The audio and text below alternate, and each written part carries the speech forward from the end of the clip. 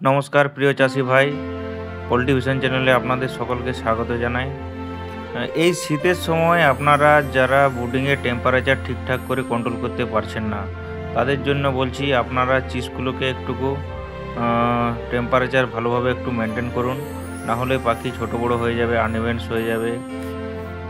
Dehydration হয়ে গেলে কি হবে, পাখির ইকোলাই প্রবলেম চলে আসবে। এগুলো আপনাকে লক্ষ্য রাখতে হবে। যদি ছোট বড় হয়ে যায়, ডিহাইড্রেশন হয়ে যায়, ইকোলাই চলে আসে, তাহলে আপনি এক কাজ করবেন, পাখিগুলোকে জেন্টামাইসিন ইঞ্জেকশন করে দেবেন। তাহলে কী হবে, আপনার পাখির গ্রোথও ঠিকঠাক থাকবে, পাখিগুলো ইমিউনিটি পাওয়ারও বেড়ে যাবে। এগুলো একটু আপনাকে লক্ষ্য রাখতে হবে। আর যে সমস্ত ফার্মের ছোট ছোট পাখিগুলো রয়েছে তারাকে বেছে একটু ভালোভাবে আলাদা করে নেবেন। তারপরে তাদেরকে একটু ভালোভাবে ট্রিটমেন্ট করবেন, খাবার একটু জল খাবারের পাত্রগুলো একটু বেশি বেশি দিবেন, তাহলে পাখিগুলো সমান হয়ে যাবে। ধন্যবাদ, ভালো থাকবেন।